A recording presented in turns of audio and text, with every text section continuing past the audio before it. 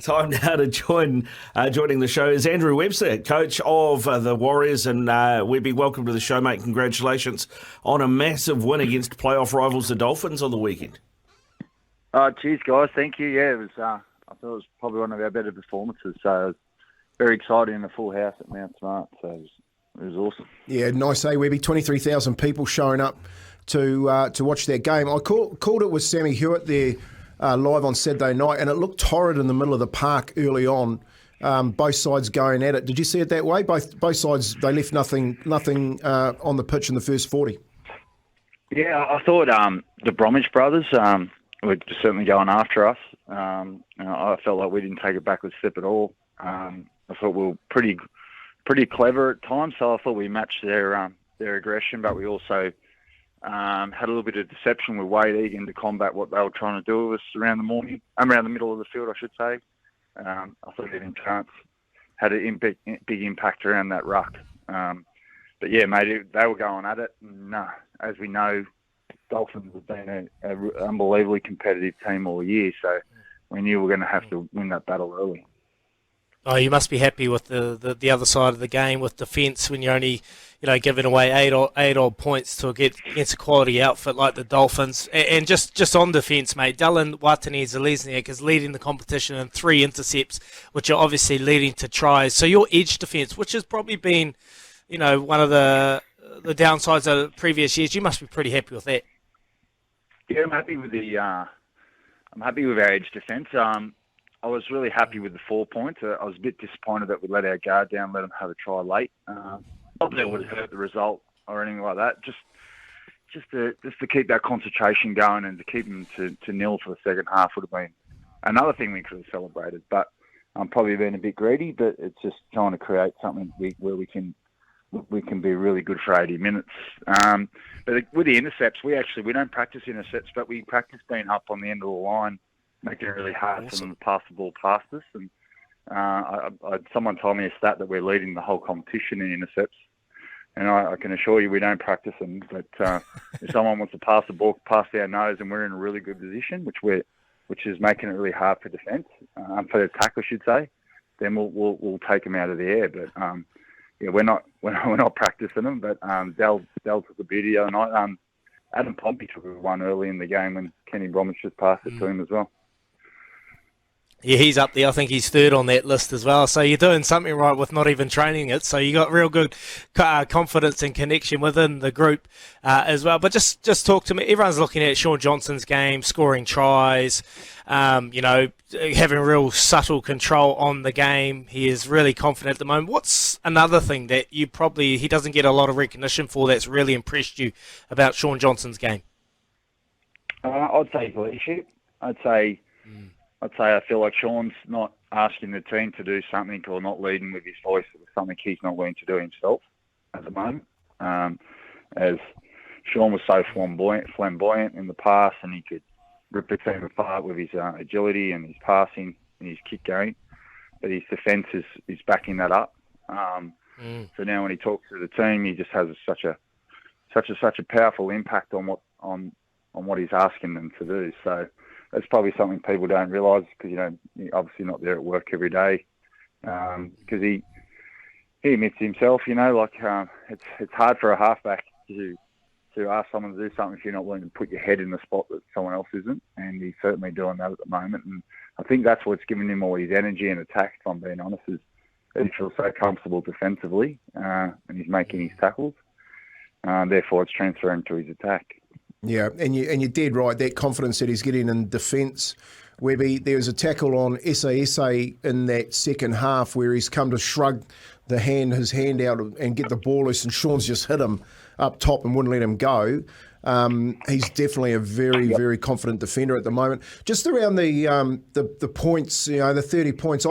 I said the week before, I said, I think against the Broncos that the Warriors have got 14 plus points on the Broncos, and you ended up scoring plenty of tries, but you just couldn't get it down and get the job done. Then on the weekend, just gone against the Dolphins, you certainly get it done. Is that how you saw the attack going? Like the offense is getting you in those positions to score.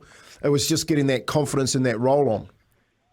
Yeah, I think the last bit of execution. So against the Broncos, I could see some frustration from our boys that we didn't score tries. Now, there was one or two I thought we didn't execute and bomb, but we actually bombed. But I thought a lot of the opportunities that we didn't score is they did an amazing job to hold us up. There was a tackle on Rocco Berry against the Broncos, which, you got to give credit to them.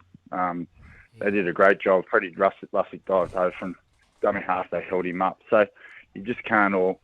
I felt like we were getting frustrated that we weren't scoring those things. The biggest thing for me was at half-time that I felt like the same thing was happening. We were getting over the line way more than they were. We were way more dominant in trying to score opportunities, but I could see us being a little bit impatient at half-time and a bit frustrated. And I said to the boys, we've got to learn from what happened to us at the Broncos last week, because we came out in the second half against the Broncos and we had no intensity as a result of that frustration. And then the Broncos got a little jump on the lead on us in the second half. So that's what I was most pleased about. We came out in the second half with our defence and just went whack. We were so aggressive. We didn't let them out of their own end. And then that just built pressure. And then those tries came. And I took Shaun to show us how to do it and get it done. And then the floodgates opened from there. But I agree, mate. I felt like it was coming, the execution. But I think a big part of it was not being frustrated and building pressure. And on the flip side too, you got young Luke Metcalfe, who got a great opportunity to really open up and see his speed. Man, he is quick as anything. But we didn't get to see that in his first game against the Broncos. What were the messages for him to allow him to have the performance over the weekend? Well, I wanted him to run against the Broncos too. The thing for Luke was he was out for 10 weeks, but he didn't rejoin the team. He only rejoined the team 2.5 weeks ago. So he's been doing a lot of rehab running to get his hamstring right, strengthening and stuff like that. So he hasn't been with the group, so he is a bit rusty, I felt, which is normal. But he still wanted to take the line on against the Broncos. Like, he still wanted to actually have a run. And whilst he didn't come out the other side and make a beautiful line break, he was certainly he was in the game, which I was pleased at. On the weekend, I thought, his line breaks or his look likely simply because of his support play. So that's what fast people should do. They should be sniffing around the right guys at the right time. And he was the left-sided half, and the line break was made on the right, and there he was up the middle, getting the ball for a try. So there's no real different messages. I just felt like he should have been more confident after a week of training and a week of connection with the boys. And if he keeps building confidence, I think you'll see him play a lot better than what he's playing now.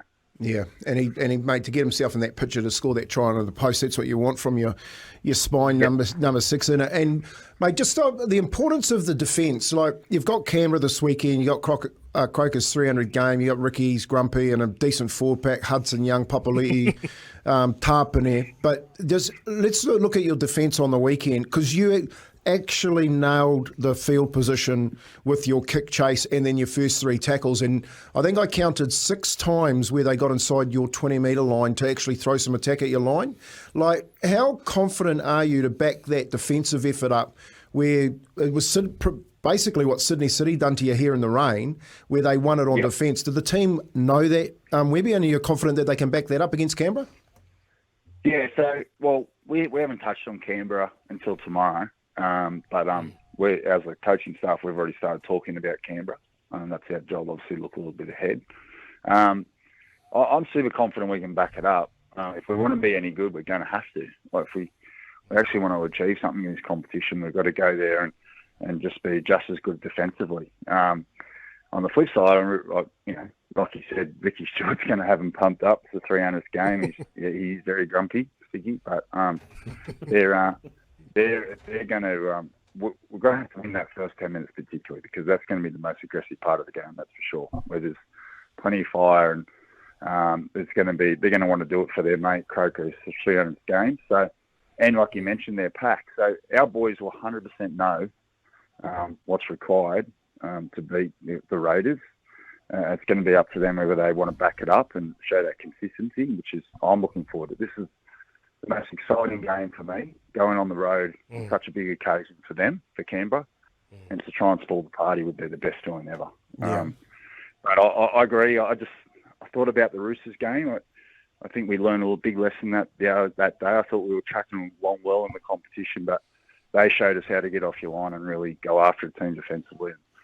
We've been talking about that a lot since, and I thought we did that really well on the weekend. You nailed it, and they should be really proud of themselves there. But you had a number of players, I thought, on the night that played outstandingly. Marata Nuakure was just absolutely massive. Chance Nickel-Clockstart, like the way that he sort of went to another level when he started carrying the ball on the second and the fifth tackle. Shaun was outstanding once again, but Mitch Barnett, to come back after being out since round 3 and to play that long stint through that mid part of the game, you must be pretty happy with his form. Oh, mate, yeah. I'm just so happy for him too, mate. Like, he's put so much work into it. He's been frustrated. Anyone who knows Mitch, he's a footy head. He absolutely loves it. All he wants to do is play football. And it's been no fault of his own. He hasn't been able to do it. And it's been a frustrating injury where he could play in 2 weeks' time or he could play in 8 weeks' time. And that's what ended up happening, unfortunately. So I just thought his line speed was unbelievable. I thought the way he carried the ball and the energy he had when he came on. I thought he was one of the big reasons why it was so hard for them to get out of their own end. And I thought what happened by him doing that, Adam Fanel-Blake was flying up, helping people. I thought the rest of our pack said, wanted to be a part of it. So if him and Jazz and Dylan Walker and all those boys were together, it'd be a pretty scary combination. So one day, hopefully that happens. Oh, it's always good when things are going good for you, Coach. And, mate, we're loving having you over here with the Warriors, seeing them performing and getting the results that are fitting, and they've got a great following, mate. Like, just quickly, how are you doing, Coach? You enjoying your time in New Zealand and, being a part of this one New Zealand Warriors team? Do you feel like you've got the whole entire New Zealand behind you? Mate, when I was here in the pre-season, I said to someone yesterday, I honestly didn't hear anyone talk about the Warriors. And then we rolled up and we started playing good football. And I think it was more the fact that they were proud of the way they played. I just can't believe the amount of Warriors fans that are in New Zealand. I was here last time and I knew it, but also I thought that they'd obviously been starved of footy or they weren't very happy with the way the Warriors were. So, but either, whatever the reason, they're absolutely jumping out of the skin. And yeah, I do. I feel a bit of an obligation that we've got so many fans that are so passionate about the team that we've got to do well for them. So absolutely loving it, mate. And I love New Zealand and I love my time here. So that's nice. That's nice to hear, mate. That's exactly what we all want to hear, is that you like being here, because I'm pretty sure they want to keep you here for as long as possible. You stay. I want to stay, mate. I want to stay. Caesar's passport. Yeah, you've been given the passport from Izzy, so that's all good.